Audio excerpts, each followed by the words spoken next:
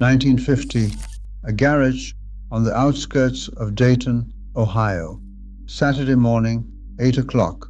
A boy, 10 years old, stands next to his father at a workbench made from a door and two sawhorses. His father hands him a hammer, not a toy, a real one, 16 ounces of steel and hickory, and says four words: watch first, then do. The father drives a nail into a 2x4 in 3 strokes, sets it, seats it, finishes it, doesn't look up, hands the hammer back. The boy takes it, misses on the first swing, bends the nail on the second, drives it home on the third and fourth and fifth. His father doesn't correct him, doesn't praise him, he just hands him another nail. By 11 o'clock, the boy has driven 40 nails. By 12, he is building something. He doesn't know what it is yet, but he is building it. His mother calls them in for lunch. His father washes his hands at the utility sink. The boy washes his, side by side. Same motions, same soap. Nobody calls it a lesson. It was the most important lesson of his life. These are 10 things every American boy knew how to do in 1950 that kids today have never learned. None of them required a tutor. None of them required a screen. Most American boys today and most American men cannot do a single one. And we are going to talk about why that matters, not for nostalgia, not for politics, for the kind of men we are producing now. Number 10, handle a tool. A boy in 1950 knew the difference between a Phillips and a flathead before he started first grade. He knew which end of a wrench you turned, and which way loosened, and which way tightened. He knew what a level was for. He knew how to hold a handsaw so it did not bind. He knew never to put a tool down in the grass. He had learned it in the garage and the barn and the workshop, standing next to his father or his grandfather, handed something heavy and trusted to use it correctly. By age 10, he had a tool of his own, a hammer, a pocket knife, a hand drill. It was his. He kept it sharp and clean and returned it to its exact spot on the pegboard. He understood something fundamental about the physical world, that tools extend the human hand. And the human hand is what separates us from every other creature on the planet. To not know your tools was to not know yourself. The modern boy has grown up in a world where every surface is soft, every edge is covered, and every sharp thing has been removed before he could reach it. He has never used a handsaw. He has never swung a hammer at anything that wasn't a carnival game. He cannot change a light switch, hang a shelf, or fix a cabinet hinge. He is college educated, professionally employed, and cannot build or fix a single thing in the house he pays rent on. And the reason is not that he is incapable. The reason is that no one handed him a hammer when he was 10 and said, watch first, then do. A boy who cannot use tools is a boy who is dependent on strangers for the maintenance of everything he owns. That is not freedom. That is a very expensive kind of helplessness. Number 9, swim. A boy in 1950 learned to swim the same way he learned most things, without a class, without a certified instructor, without a liability waiver signed in triplicate. His father took him to the lake or the river or the public pool on the edge of town and walked him into the water until it was waist high. And then, in most cases, he let him figure it out. Not cruelly, not recklessly, but with the understanding shared by everyone in that era that a boy who could not move through water was a boy who was not finished yet. By age 9 or 10, most boys of that generation could swim a quarter mile without stopping. They could tread water for 20 minutes. They could dive off a dock and come up laughing. They were comfortable in water the way they were comfortable in the world, not perfectly safe, not perfectly controlled, but capable. There is something important here that goes beyond swimming. The water was the first place many of those boys encountered a physical environment that did not care about them at all. The river didn't know their name. The lake had no interest in their comfort. The current was not going to slow down because they were nervous. And learning to move through that indifferent physical world, learning that your own body could carry you through something that was not waiting for you to be ready, was one of the most important discoveries of a boy's life. The modern boy, if he swims at all, has lessons scheduled in a heated, life-guarded indoor pool at 10 a.m. on Saturdays, with floaties on his arms until he is 7. He learns to swim, but he does not learn what swimming in a river teaches. He does not learn that the world is indifferent. That is a lesson he is going to learn eventually, one way or another. The boy who learned it at a river at 9 is ready for it. The boy who never met anything indifferent until he graduated college is not. Number 8, read a clock and keep to it. This one sounds simple. It is not simple. A boy in 1950 operated on clock time from an early age because the household operated on clock time and the household would not bend for him. Dinner was at 6, not 6:15, not whenever he showed up, 6 o'clock. And if he was not at the table at 6, he ate cold food or he didn't eat. His father didn't text him a reminder. His mother didn't go looking for him at 5:50. He was responsible for knowing what time it was, for keeping track of how far from home he had gone and how long it would take to get back, and for arriving where he was supposed to be when he was supposed to be there. He wore a watch by age 8. He wound it himself. He checked it. He understood, without anyone explaining it explicitly, that time was a system the world ran on, and if you wanted to participate in the world, you kept to the system. He was also trusted to tell time in a deeper sense, to judge how long a job would take, to estimate, to look at the sky and know it was getting late, to feel the afternoon shifting and know he needed to start heading home. This is not just clock literacy. This is temporal self-regulation, the ability to exist in time, real time, not elastic time, not negotiable time, and organize yourself around it. The modern boy lives in a world where time has become entirely soft. His phone shows him the time in 3 places. Notifications tell him when to be somewhere. His parents remind him twice. He still shows up late.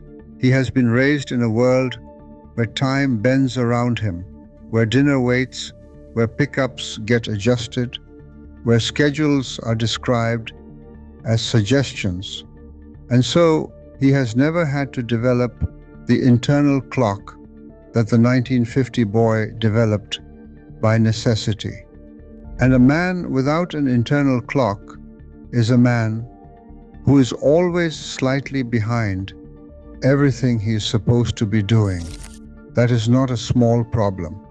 It follows him into every job, every relationship, every deadline of his adult life. Number 7, grow or raise something. A boy in 1950, whether he lived on a farm or in a suburb or at the edge of a small city, had usually participated in growing something by the time he was 10. A backyard garden, a row of beans his mother had him weed every Saturday, a chicken he fed each morning before school, a calf he watched his grandfather birth and raise and sell. He had been present for the slow part of the food cycle, the waiting, the tending, the failure, the harvest. He knew that a seed put in the ground in May would not become a tomato until August. He had learned in his body, not in a textbook, in his body, that good things required long patience and consistent attention and could be destroyed by one early frost or 1 week of neglect. He had also, in most cases, seen an animal slaughtered, not as a spectacle, as a fact. The chicken he had been feeding since March was dinner in October. He had been the one to feed it. He might have been the one to hold it. And the lesson that settled into him from that, the lesson that living things die, that meat was once an animal with a face, that his plate was the end of a real story that began in a real place, was a lesson that no other experience could teach. The modern boy thinks food is a category of delivery app. He has not grown a single thing in his life. He has never watched anything he cared for die. He has never waited 4 months for something he planted to become edible. He has never had any experience that connected his hunger to the physical, patient, mortal reality of where food actually comes from. That disconnection produces something subtle and serious in a person. It produces a man who has no intuitive feel for how things are built, how long they take, what they cost in time and care. It produces a man who thinks growth is fast and results are immediate, and if something takes longer than expected, it must be broken. It is not broken, it is just a garden. And a garden moves on its own schedule, not yours. Number 6, navigate conflict without an adult. This is different from fighting. This is broader. A boy in 1950, when he ran into conflict, a dispute over a game, a borrowed item that did not come back, an insult that needed answering, a neighbor kid who had crossed a line, handled it. He handled it himself, or he handled it with the other boys involved. Adults were not summoned for the ordinary friction of boyhood. The boy had to decide, let it go, negotiate, confront, or fight. He had to read the situation and choose. He had to live with the choice. Sometimes he got it wrong and it cost him. A friendship lost, a fight he should not have started, a grievance he let fester too long. But the choosing was his, and the consequence was immediate and personal. What this built over the course of a boyhood full of small, unmediated conflicts was judgment, real judgment, the kind that comes only from having made the call yourself without anyone to consult, and then having to live inside the result. The modern boy is raised in a world where conflict is immediately escalated to adults. A dispute on the playground becomes a parent email by evening. A falling out between friends becomes a mediated conversation with a school counselor. A fight, if it ever gets that far, results in suspensions, meetings, documentation, intervention. We have told this generation of boys in 1,000 ways that they are not equipped to navigate conflict on their own, that the appropriate response to friction is to find an adult who will resolve it for them. And so they have never developed the navigation skills. They have never had to read a situation and make a call. They have never had to own a bad decision and repair the damage themselves. And then they turn 23 and enter the workplace, and their first difficult conversation with a colleague or a boss sends them into a spiral because they have no tools for it. No tools. Because the tools were always taken out of their hands and given to an adult who would use them for them. The 1950 boy was not always right in how he handled conflict, but he was the one handling it. That practice was the entire point. 6 down, 4 to go. These last four are the ones you would want for any boy in your life above everything else. Stay with me. Number 5, hard physical work. A boy in 1950 worked, not for character building, not as an enriching extracurricular, because there was work to be done, and he was a body that could do it.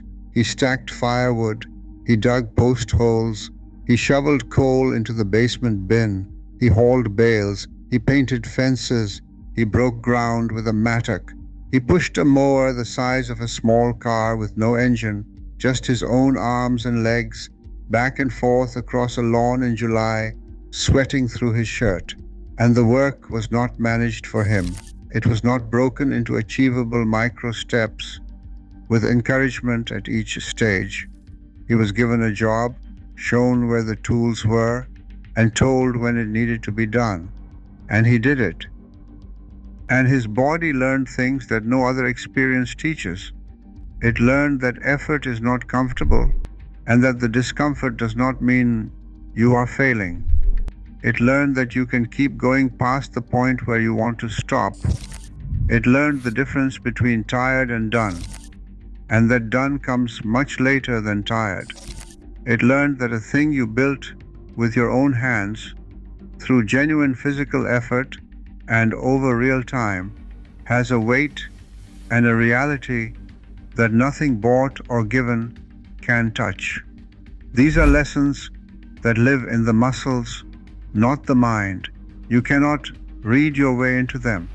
You cannot watch a video about them. You have to be exhausted, overheated, and still working. The modern boy has been protected almost entirely from genuine physical labor. He does not do chores in any meaningful sense. He does not work for neighbors. He does not use his body for anything that is not recreational. And when recreation gets hard, there is always the option to stop. He reaches adulthood with a body that has never been asked to produce real effort for a real purpose. And so the first time the world asks it of him, a long move, a physical job, a real emergency, he does not know what he has. He does not know he can do it because he was never asked. The 1950 boy knew what he had. He had earned that knowledge in a field or a coal bin or a woodpile by the time he was 12.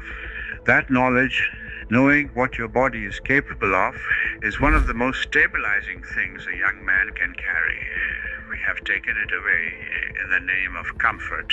And the bill is a generation of young men who quit at the first real difficulty because they have genuinely never felt what it is to go past it. Number 4, take care of something younger. A boy in 1950, if he had younger siblings, and most of them did, 2, 3, 4, sometimes more, was responsible for them. Not in a peripheral way, responsible. He walked them to school. He watched them in the yard. He was the adult authority on the block when the adults were inside. He settled their fights. He bandaged their knees. He brought them home when they wandered. By age 11 or 12, he had spent hundreds of hours being the oldest, most capable person in a group of children. He had made decisions that affected smaller, more vulnerable people. He had felt the weight of that responsibility in a real way, not theoretically, not in a simulation, but in real time with real stakes. He had also failed at it, let the little one fall, looked away for a moment, and the situation got worse, made a call that didn't work out, and he had had to live with that and do better the next day. What this built was something that has no clean name. Responsibility is close. Stewardship is close. But it is really about the experience of caring for something other than yourself, of orienting your attention and energy outward toward something weaker that depends on you.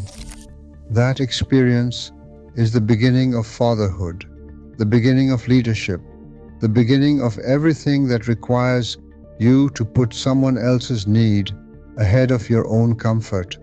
The modern boy is an only child or has one sibling and has never once been placed in charge of another human being.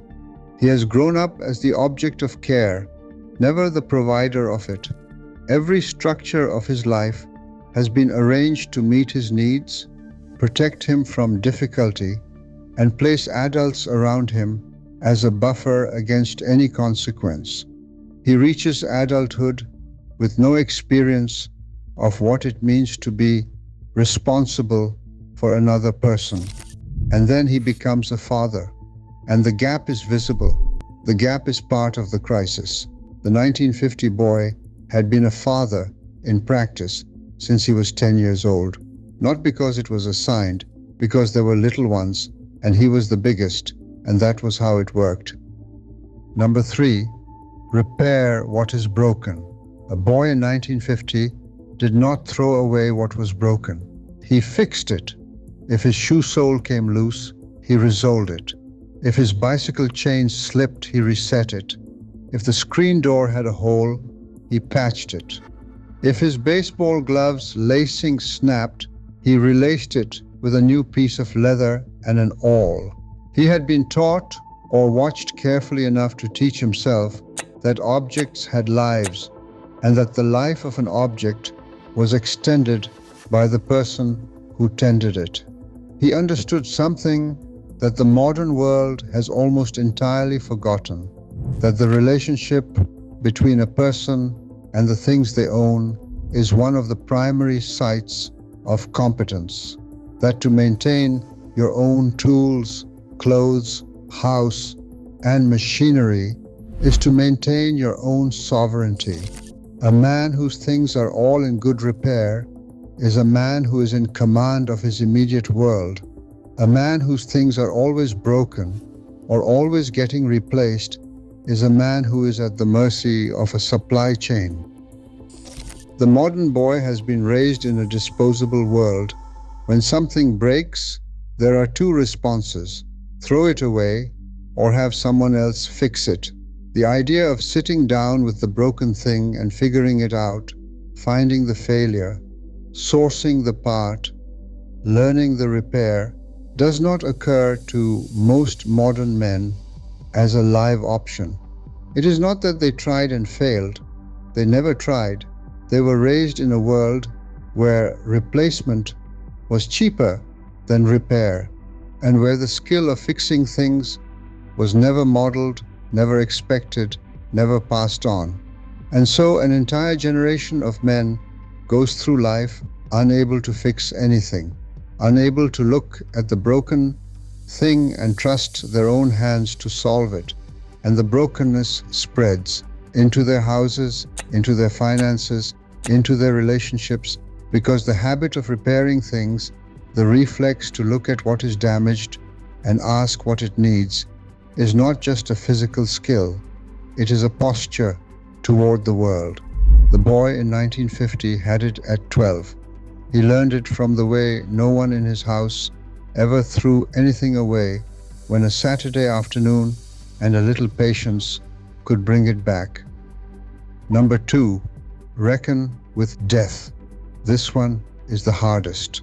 A boy in 1950 knew about death in a way that boys today almost entirely do not. He had probably attended a funeral by age 7. He had stood at an open casket. He had watched his grandmother weep at something real. He had heard the specific silence of a room that holds a body. He had almost certainly watched an animal die, not on a screen, in front of him in the field or the barn or the yard. He had held something living that then stopped living, and no adult took him aside afterward to process it with therapeutic language. Someone might have said, "That's how it is," or "nothing at all," and the boy had to stand there in that knowledge. He also knew from early on that men died doing things. His uncle had died in a farming accident. The neighbor's boy had not come back from the war. The man at the end of the block had a heart attack in his garden at 62 and was gone by Thursday. Death was present in the life of a 1950 boy the way weather was present, not something to be prevented or managed or deferred, but something that moved through the world and landed where it landed. And that presence taught him something essential. That time was real, that the people you loved would not always be there, that the years given to you were given to you once. Boys who know this work differently. They carry a weight that focuses them. They understand somewhere below conscious thought that effort matters and delay is costly, and the afternoon sitting at the workbench with your father will not always be available to you. The modern boy lives in a world where death has been removed from view as thoroughly as anything in human history. He has never seen a body, never attended a real funeral in most cases before his teenage years, never watched something he cared for die, never been in a room where adults were genuinely, inconsolably grieving. Death to him is something that happens on screens, or something that happens to old people far away, behind closed doors. He has been protected from it in the name of sparing him. But the protection has cost him something real. It has cost him the urgency that comes from knowing life is short. It has cost him the tenderness that comes from having stood at a graveside at 7 years old and not known what to do with what he felt. And it has cost him a certain seriousness, a groundedness, that comes from having lived inside the knowledge that none of this goes on forever. The 1950 boy had that seriousness, not because he was more mature, because reality had not been curated for him. It arrived as it was, and he met it. Number one, the skill all the other 9 were building toward. By age 12, a boy in 1950 knew, not thought, not hoped, but knew that he could handle himself, not perfectly, not in every situation, but as a matter of daily working confidence. He knew that when something went wrong, he had options. When something was broken, he could fix it. When he was lost, he could find his way. When someone needed help, he was the one who could give it. He had been given, through tools and labor and responsibility and water and conflict and grief and repair, 100 small proofs that he was capable. He had earned those proofs himself. He had not been told he was capable. He had demonstrated it to himself in real conditions, with real stakes. That inner knowledge, the settled, undemonstrative confidence of a boy who has been tested and has passed, was the whole point of everything that came before it.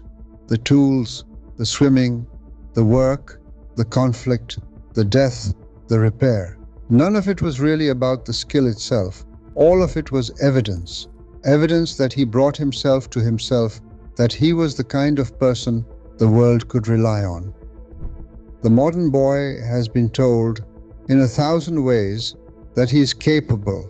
He has been affirmed and encouraged and given participation, trophies, and told he can be whatever he wants to be. But he has not been tested. Not really. Not in the ways that produce the real thing. He has been kept from difficulty, from failure, from physical hardship, from grief, from conflict, from anything that would actually require him to reach into himself and find out what is there. And so at 22, he is full of self-esteem and empty of self-knowledge. He has been told he is capable for so long that he has never had to find out. And the difference between being told you are capable and knowing you are capable, knowing it in your hands and your feet and your bones, is the entire difference between a boy who becomes a man and a boy who just gets older. The 1950 boy knew. He knew it the way he knew where north was and how to seat a nail and when to go quiet. in the presence of grief.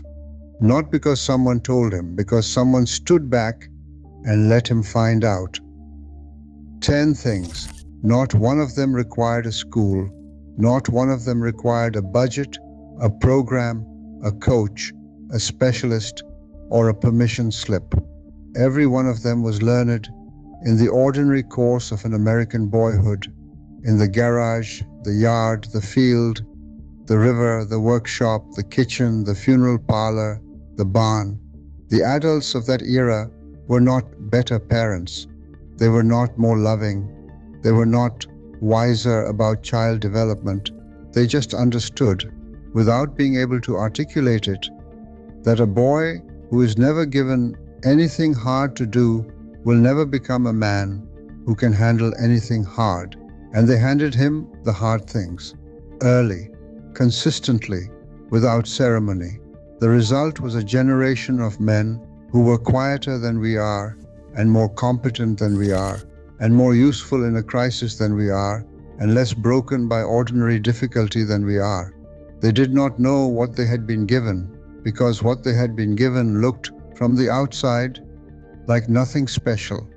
A hammer, a garden, a younger sibling, a broken bicycle, a cold river, a hard morning's work, a casket at the front of a church. But those things, accumulated over a boyhood, built something that $40,000 a year of schooling does not build, and has not built, and cannot build. They built a man who knew himself. If you have a boy in your life, son, grandson, nephew, neighbor, the kid down the street who is always on his phone, give him something hard to do, not to punish him, not to be old-fashioned, not for nostalgia, because inside that hard thing is the proof he has been waiting his whole life to find, the proof that he can. He needs to find it himself. That's where it starts again, or it doesn't. And the choice, today, this week, this ordinary Saturday morning, in the garage, with a hammer and a 2x4 and 4 words, is yours. Watch first, then do. 10 skills, no class, no coach, no credential, no credit card, just a boy. A world that expected something of him, and the men who were willing to stand back far enough to let him become it. Subscribe and tell me in the comments, which one did your father give you?